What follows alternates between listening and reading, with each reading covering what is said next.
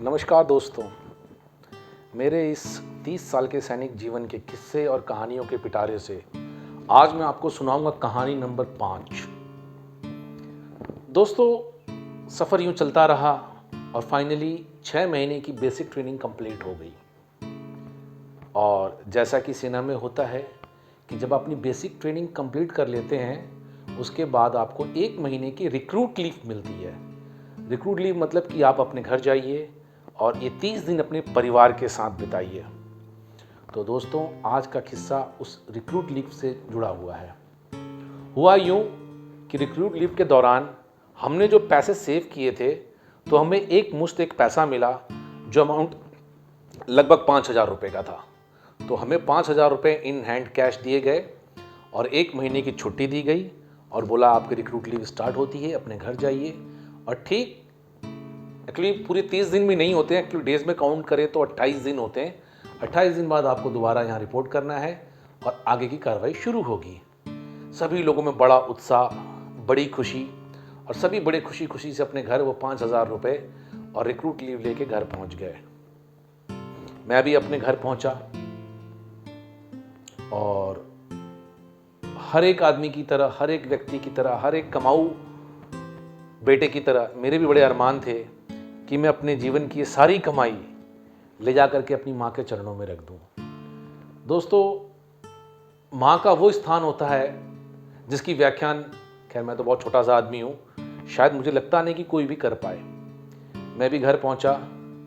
माँ ने जैसे ही मुझे देखा, पहले तो माँ फूट फूट के रोई, खूब रोई, इतना रोई कि शायद मैं आंसुओं का हिसाब नहीं रख सकता था। और माँ ने बोला कि ये क्या हालत कर लिया तुमने अपना। मतलब माँ के नज़रिए से देखा जाए तो माँ को लगा कि जैसे मतलब मैं जेल काट के आ रहा हूँ। खाने को मिला नहीं, पीने को मिला नहीं, रंग रंगत, ढांचा, शारीरिक बदलाव, सब कुछ माँ को बड़ा अजीबो गरीब लगा।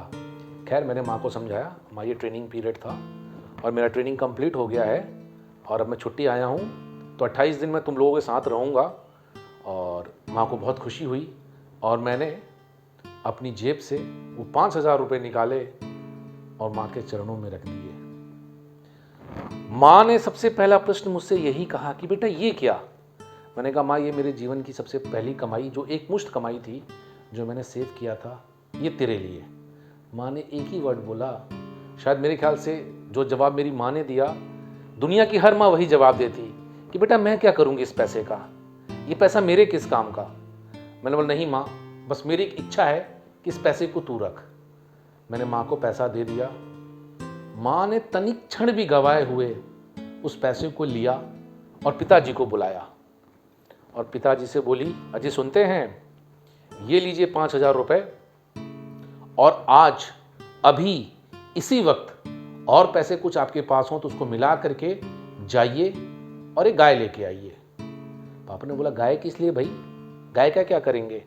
बोले नहीं, अभी मेरा बेटा छुट्टी आया है और 28 दिन यहीं पर रहेगा और इसकी हालत देख रहे हो, तो ऐसी गाय लाना, या तो जिसने बच्चा दे दिया हो या जो बच्चा देने वाली हो एक आध दिन में।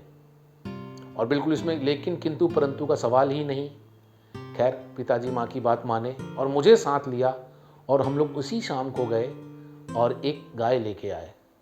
और ईश्वर की, प्रभु की या खुदा की इनायत थी कि शाम को इस गाय ने बच्चा दिया और माँ ने उन 28 दिनों में, शायद मुझे लगता है कि जो 6 महीने की कमी रह गई थी ट्रेनिंग पीरियड में, उन 28 दिनों में माँ ने सोचा कि क्या ऐसा खिला दूं, क्या ऐसा पिला दूं, और इसको मैं दूध से नहलाऊं, दूध ही खिलाऊं, दूध ही पिलाऊं, मतलब पानी की जगह इसको बस दूध ही दूं। दोस्तों, आज माँ इस दुनिया में नहीं है। बड़ा भावुक होकर कहना पड़ता है कि जीवन में माँ की कमी कोई नहीं भर सकता है, चाहे वो मेरी हो चाहे किसी और की हो। आज भी जीवन के इस पड़ाव में जब भी अकेला रहता हूं तो माँ की कमी खलती है। और माँ ने एक बार भी उस पैसे को कहीं और खर्च करने की सोची ही नहीं। और दोस्तों, बड़ा ही सौभाग्य रहा कि करीब 10-15 साल वो गाय हमारे पास रही और उसने भी एक माँ की तरह अपना दूध हमें पिलाया और हमारे घर में रही। तो दोस्तों, कहानी का सारांश यही है। तो दोस्तों, कहानी का सारांश ये है कि जिस माँ ने कभी स्कूल का मुंह नहीं देखा, जिस माँ ने कभी किसी पाठशाला का मुंह नहीं देखा, जो माँ बिल्कुल ठेठ अंगूठा छाप रही, पर ज़िंदगी के तजुर्बे की किताब उसने ऐसी पढ़ी कि सारे कॉलेज, सारी यूनिवर्सिटीज़ को फेल कर दिया। तो दोस्तों, बहुत ही छोटा सा आदमी हूँ जो माँ की व्याख्या कर सकूँ, मगर माँ का कोई विकल्प नहीं है। दुनिया की चाहे कहीं की भी माँ हो, किसी की भी माँ हो, माँ जैसा ना दुनिया में आज तक कभी हुआ है ना कोई होगा। तो दोस्तों, आज की मेरी वीडियो भारत की सारी माताओं को, विश्व की सारी माताओं को समर्पित। इसी के साथ दोस्तों, जय हिंद, जय भारत।